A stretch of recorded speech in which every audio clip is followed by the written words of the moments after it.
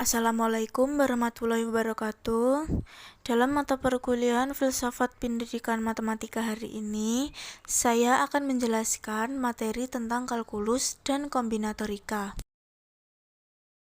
Sebelumnya, saya akan memperkenalkan diri saya terlebih dahulu. Perkenalkan, nama saya Nurlina Karunia Putri dengan NIM 1266204202118 dari kelas Tadris Matematika 3D. Sebelum lanjut ke penjelasan materinya, saya akan menjelaskan pokok-pokok materi yang akan saya bahas. Yang pertama adalah konsep kalkulus. Di dalam konsep kalkulus, saya akan menjelaskan materi tentang fungsi, limit, turunan dan integral, dan konsep trigonometri. Yang kedua yaitu saya akan membahas tentang konsep kombinatorika. Konsep kalkulus yang pertama adalah fungsi. Penggunaan nama fungsi pada awalnya memang tidak persis sama dengan konsep modern yang kini ada. Sebagai istilah matematika, kata fungsi pertama kali digunakan oleh Gottfried Leibniz pada tahun 1673. Namun, untuk menunjukkan nilai kemiringan kurva pada titik tertentu. Fungsi yang demikian kini dikenal sebagai fungsi turunan. Leibniz juga memperkenalkan istilah variabel, konstan, dan parameter. Tahun 1718, Johann Bernoulli memperkenalkan fungsi sebagai sebarang ekspresi yang menggunakan variabel dan beberapa konstanta. Demikian juga yang dianut oleh Euler. Jadi, ekspresi semisal x2 ditambah 2x ditambah 1 juga disebut fungsi. Clairaut dan Euler kemudian memperkenalkan lambang fx. Konsep kalkulus yang kedua adalah limit, turunan, dan integral. Perkembangan ide yang melahirkan kalkulus berlangsung sangat lama. Mungkin langkah penting pertama dimulai oleh matematikawan Yunani. Zeno dari Elea pada tahun 1490 sampai 1430 Masehi, sekitar 450 Masehi mengemukakan 4 masalah yang berkaitan dengan ketakhinggaan dan dikenal sebagai paradoks Zeno.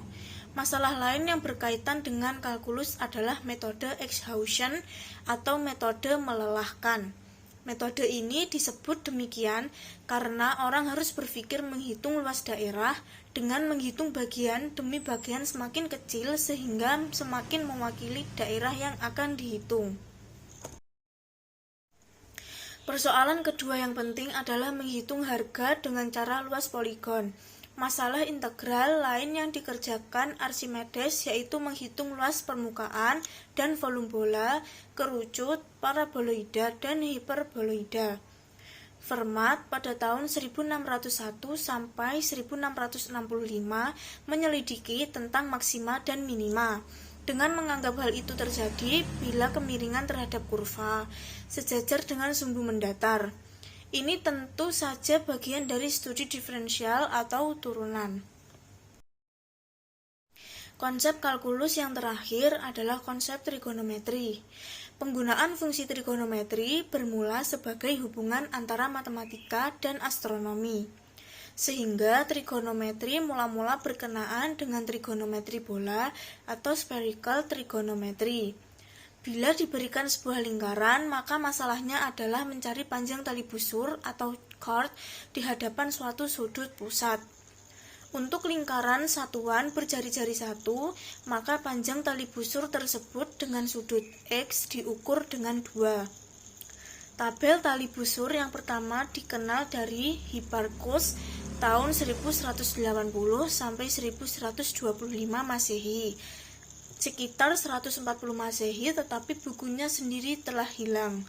Dari sini, Hipparchus kemudian sering disebut sebagai bapak trigonometri. Menelaus pada tahun 1100 antara lain membuktikan sebuah teorema dalam segitiga bidang yang kini disebut teorema Menelaus. Al-Battani atau Albatenius pada tahun 1858 sampai 929 adalah orang yang pertama menyusun tabel dan memperkenalkan fungsi kotangan.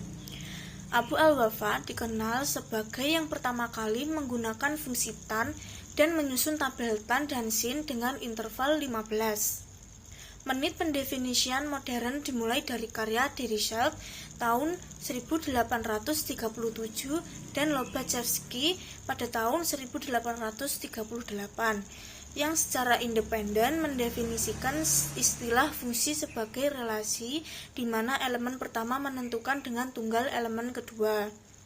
Namun Lobachevsky masih dibatasi pada fungsi yang kontinu. Selanjutnya, konsep kombinatorika. Buku pertama yang membahas mengenai kombinatorika secara jelas berasal dari peradaban Jain di India. Salah satunya buku Bhagati Sutra pada tahun 1300 Masehi. Mahavira sekitar 850 Masehi secara menakjubkan menulis rumus umum untuk banyak permutasi dan juga kombinasi. Pada buku Lilavati Bhaskara menulis tentang permutasi dan kombinasi di bawah judul Ankapasa. Berikutnya, buku kuno yang memuat soal mengenai beberapa jenis heksagram yang dapat dibuat. Di Cina juga telah dikenal masalah mengenai teori graf, bujur sangkar ajaib atau magic square pada tahun 200 Masehi. Blaise Pascal, Leibniz, Bernoulli, dan Euler termasuk peletak dasar-dasar kombinatorika modern. Jacob Bernoulli menulis Ars Conjectandi sekitar tahun 1713 dan dapat dianggap sebagai buku pertama yang ditulis tentang kombinatorika. Pada abad ke-18, Euler mengembangkan masalah-masalah yang terkait kombinatorika. Antara lain mengembangkan untuk pertama kali teori graf saat memecahkan masalah 7 jembatan Königsberg yang menjadi embrio ilmu baru, topologi. Sekian penjelasan video dari saya. Terima kasih. Wassalamualaikum warahmatullahi wabarakatuh.